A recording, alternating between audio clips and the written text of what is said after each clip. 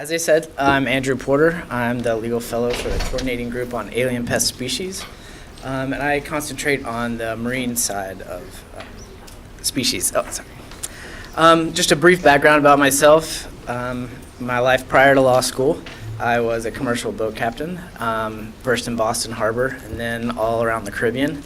I decided to come to law school here at Richardson, which was a great idea. I got the environmental law certificate here, as well as the graduate ocean policy certificate. After law school, I was in private practice for a while for a couple of maritime firms, and then I got lucky enough to come back to Richardson and work with the coordinating group on alien pest species. So that's just a little about me. And a little about my position. My fellowship is really concentrating on the prevention of the introduction of aquatic invasive species into Hawaiian waters. This mainly looks at vectors through the shipping industry, ballast water, and hull biofouling with in-water cleaning regulations as well. So that's my main focus. When aquaculture issues come up, I'll also look at them. They haven't come up recently, but as they do, then I'll also be looking at that more and more. As this picture shows, with shipping industry issues, the industry is global. These ships come from all over the world. So I have a multi-tiered set of regulations and laws I have to look at. I start at the international level. We speak a lot with people from New Zealand and Australia, look at their laws. They're actually a little bit ahead of us than in the US, so we look at what they're doing to help kind of guide us. And then we have to look at the US federal regulations, the Coast Guard and the EPA. And on regional level, we're trying to get a lot of regional agreements to help the shipping industry to keep it from being a patchwork of regulations. And then again, on the state level, we bring it down and we have regulations on the state level as well. The administrative structure of my position, as I said, I'm at the coordinating group of alien pest species. This is an interagency group. It consists of all the state agencies that have any kind of connection with invasive species issues, so Department of Health sometimes, and DLNR, Department of Transportation. And we also have federal partners. Our federal partners we have NOAA people come in, Homeland Security shows up, and so we all just sit down and we look at the whole structure of all of the invasive species laws and how we protect the state. Make sure we don't have too much overlap. That's rare that there's too much overlap. Mostly we're looking for the gaps, how these things are coming in, how we can work together to fill these gaps and prevent invasive species from coming in. Administratively, I'm with the Research Corporation of the University of Hawaii. That's great. They kind of take care of the day-to-day business of, payment and all this and all that. So they're great. We definitely thank them a lot. And I actually sit with the Hawaii Department of Land and Natural Resources, Division of Aquatic Resources, which you've heard so much about already. And I also work with the Ballast Water and Hull Biofouling Working Group. One of my main partners, Julie Kuo, she's a scientist, so we kind of, between the two of us, she lets me know what's going on the science side, and then I try and translate that into something that we can work with on the ground legally. So it's a great working relationship, and I think that's a really good part of the Legal Fellows program that we're able to do that. My funding comes from Hau'oli Maloa Foundation. They're a great foundation here in Hawaii. They do a lot of good work, especially with education stuff, but they do look at a lot of preservation of the environment. And a few years ago, they realized that aquatic invasive species and invasive species in general are a huge problem, and they really wanted to focus on the prevention of introductions of invasive species, and so they came up and decided that they wanted to fund some legal fellows, and so they fund myself on the aquatic side, and then we also have a terrestrial legal fellow as well. She works with the Department of Agriculture with a lot of the plant-based issues. My predecessors in my position Jarek Kilkalole, as we said earlier, is now with the State House of Representatives. He helps us a lot. We bring in bills to him. We're like, hey, we need some help with this or that. And so, he can introduce stuff for us and help, gather support for it. So it's a really great working relationship with him. And Kevin Richardson as well, who has moved on to the State Attorney General's office. So I'm sure a lot of you know a lot of these issues, but just looking back for those who may not be as familiar with aquatic invasive species, it's an alien species whose introduction does or is likely to cause economic harm or environmental harm or harm to human health. And some examples we have, at the top we have an invasive algae. They can grow over the coral reef, block out the sunlight, and then the coral dies. So it's a really big issue here. We also have invasive corals. The second one is snowflake coral. They actually outcompete our native black corals. So that's another issue we're dealing with. The roy is a fish that was introduced for aquaculture reasons until it was found that they are a host for ciguatera.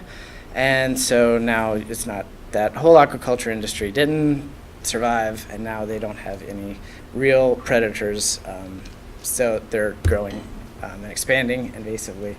And mollusks, I'm sure a lot of people have heard of the quagga mollusks problem. Really scourge in the Great Lakes region. We don't have that here yet, which is something that we're really trying to prevent, and it kind of highlights the importance of what we're doing on the prevention realm. That could definitely come in via biofouling easily, so we're working on keeping that out as well. So why should we care about aquatic invasive species? I feel it's an issue that a lot of people don't understand thoroughly, and they don't understand the impact that these introduced species can have. So in 2008, the Ninth Circuit found that total U.S. annual economic losses and associated control costs are about $137 billion a year. I'm sure that's grown a lot since then. And the Hawaii Invasive Species Committee budget for 2015 was about $5.7 million. And just looking at even one project, our Super Sucker project, and that was where we had basically a big vacuum that went through Kaneohe Bay, sucking up all the algae to try and get it off the reef, and then planting sea urchins in to keep it from growing back. That ran about $735,000 a year, and that's just one species, one project, so $5.7 million to cover all aquatic and terrestrial. It's really, it cuts it really thin. So we definitely need more funding for our invasive species work. The environment, aquatic invasive species, it can lead to a collapse of native ecosystems, and our native species are highly impacted. But it also has a really big influence on climate change resilience. A reef that is much more likely to bounce back from a bleaching event, which we're seeing more and more, if it doesn't have extra stressors of these invasive species like the algae that covers it from getting enough sunlight. Without those extra stressors, they'll come back and our reef will live a lot longer. And there's also human health issues. If we got an alien species of box jellyfish, there are some killer species out there. If that was started floating through our lineup, surfing and tourism in Hawaii would go down. It would hugely impact us. And pathogens. E. coli and cholera have been known to start outbreaks of cholera around the world. So it's a really, really big issue. All right, just very briefly on how ballast water works and what we're actually dealing with here. Ships have a point at which they're balanced and they're stable. And so if they start floating up too high, they get too light, then they're too top heavy and they'll flip over. If they get too heavy, then they obviously sink. So a cargo ship, if it's unloading and loading cargo, has to have some way of balancing this out and keeping the same weight level as this cargo is loaded and unloaded. So as a ship discharges cargo, it starts to get lighter and float up. So they need to bring in water from the harbor. So they bring in water and they hold it in their ballast tanks. And then they go from that harbor and they go across the ocean. And the whole time they're going across the ocean in these ballast tanks, all of these critters and pathogens can just start to multiply and grow. And when they get to the destination harbor, as they're loading the cargo on, they start to get heavier and heavier again. So all of that water has to be shipped over. And it's now in the new harbor, and it had been growing for a week or so. So this is obviously a problem. So this water needs to be treated, or it needs to be exchanged in the open ocean. The thought with open ocean exchange is if you pump all your ballast water out, that's harbor water, and refill it with mid-ocean water, there's less nutrients in the mid-ocean, and these species just can't survive in that environment. And there's not as many species in the mid-ocean that can survive in the harbor. So it's seen as a way, that's the traditional way it's been. Now we're moving more into technology-based situations where UV treatment and all sorts of different things are being developed. It's kind of a stop-and-go process, but that's technology. We're getting there, and it's really exciting. Biofouling. Biofouling is really fun. It grows really fast, especially here in Hawaii. And biofouling is just all this stuff, biological material that grows on the a hull of a ship. And there's difference between microfouling and macrofouling and how it progresses and at what stage you're at, whether it can be safe to clean off or not. That gets pretty technical. I don't have time for that today, unfortunately. But with biofouling, if it's left to just sit there, it can propagate, and propagules can be spread out into the column. They can just, then start living on the dock right next to you, or they can just fall off and start living. So it's a really easy way to transport species between harbors. To combat that, we have in-water cleaning, which somebody has to get in the water and scrub the hull. Well, this is obviously a problem, because then you're really spreading all these species that came in, and it's just straight into the water column. Again, we're going after this with technology. Basically, they are developing systems. That's a big vacuum cleaner. It's that as they go along the ship with these brushes, it sucks up all the water. Then all the biological materials filtered out, and another thing they filter out is there's a lot of biocides in the paint to keep this from growing. So it filters out all the copper and other biocides that would be harmful to the environment, and hopefully shoots out clean water that's non-harmful to the environment. So as my legal fellow position, what is it that I do? I assist the division in drafting regulations and amendments for AIS control. I assist in moving regulations and proposed amendments through the rulemaking process, going to the board, going out to public comment, and just going with the division as that goes through this process is very helpful. A big thing I do is I review federal legislation.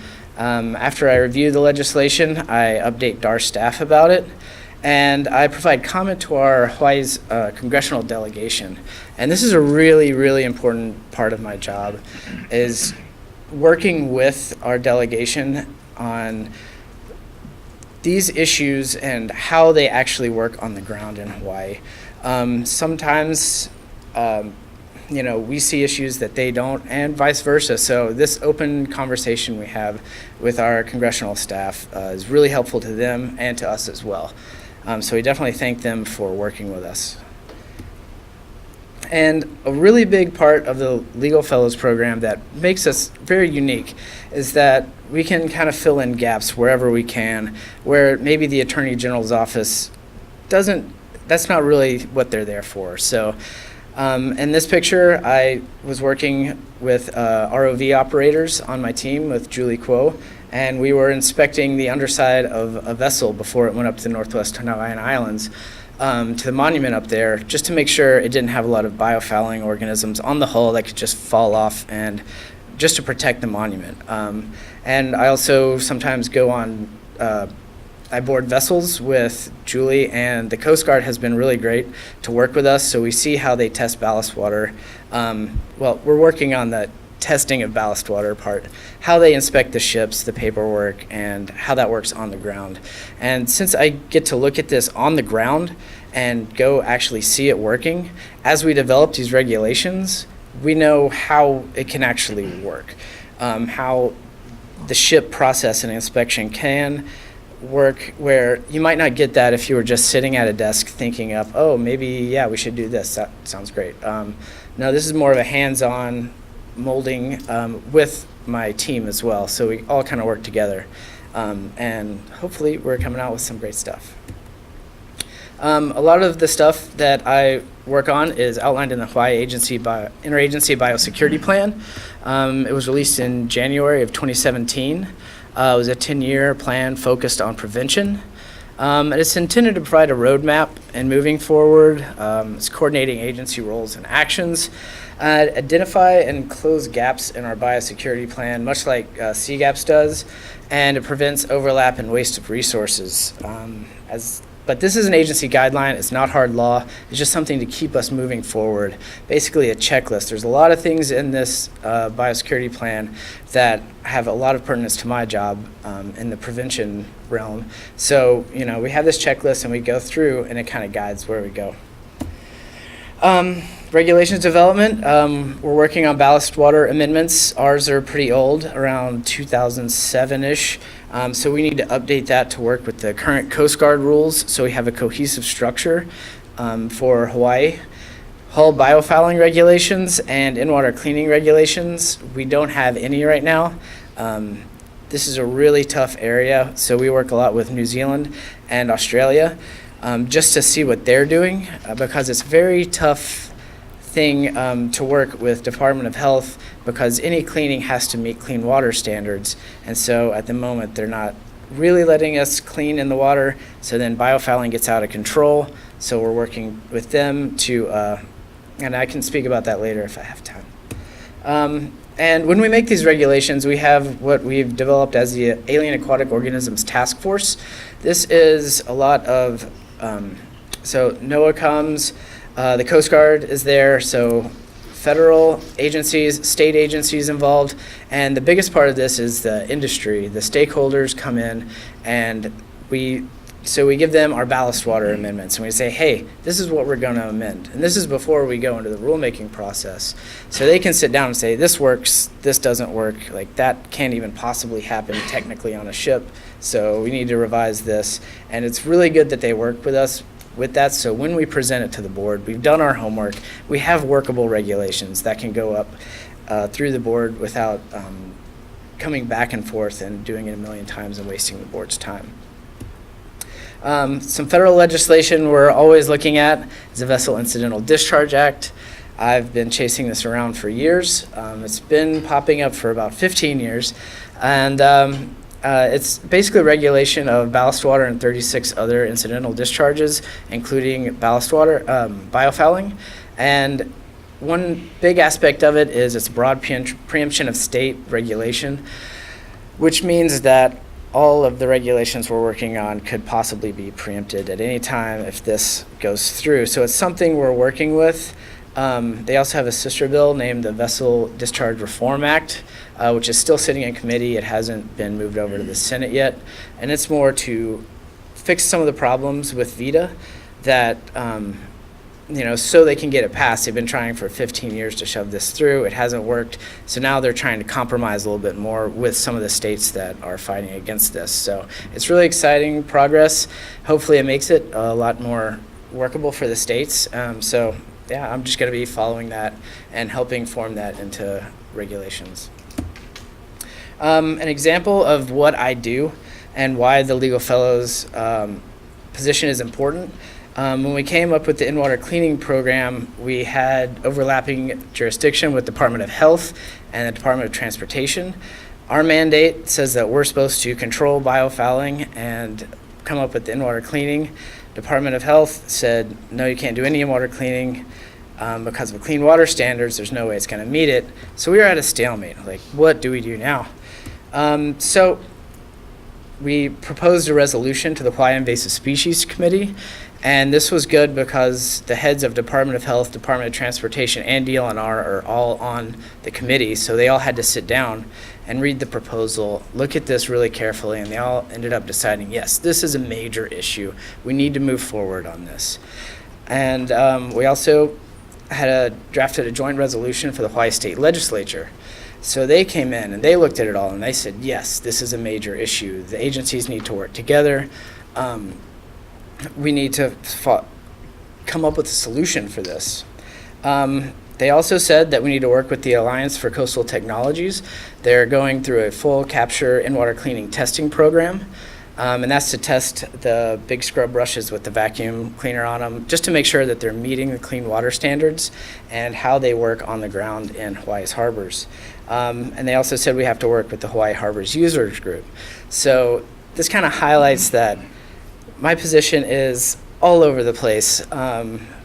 I have to work with 3 different agencies, a state committee, the legislature, a national nonprofit organization, and a non-government civil group.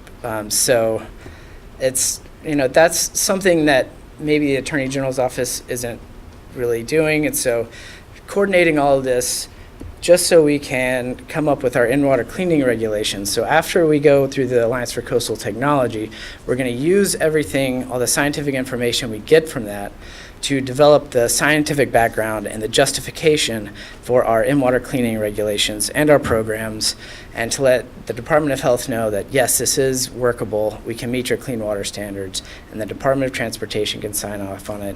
So then we can start cleaning in the harbor, and safely cleaning in the harbor, and preventing biofouling from releasing invasive species. All right, that is all I have.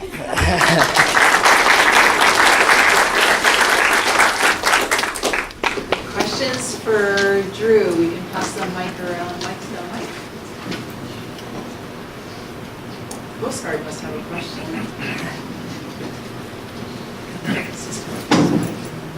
Drew, I just have one quick one. Mike, do you have a question? Yes. Go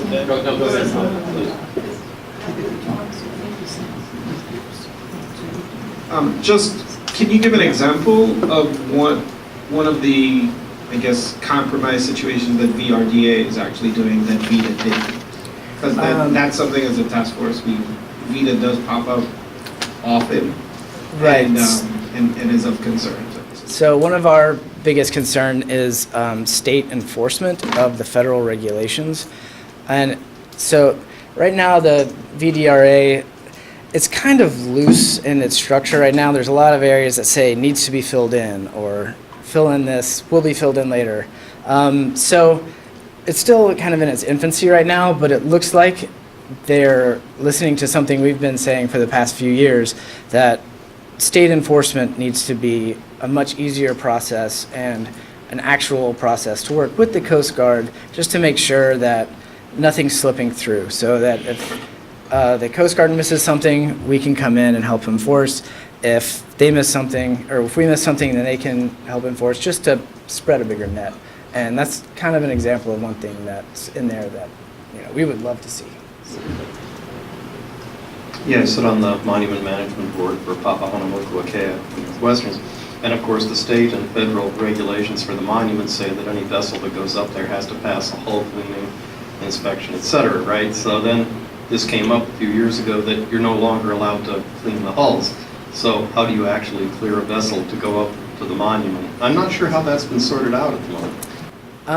Yes, that has been a major issue, and is actually one of the instigators of our resolutions through the Hawaii Invasive Species Council and the legislature, is that this is a major issue that needs to be tackled. I'm actually not on the team that tackles the monument vessels.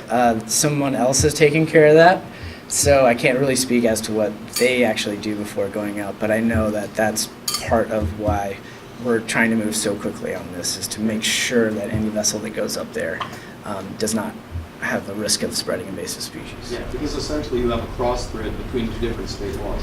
Yes, yeah, that's what we're trying to overcome.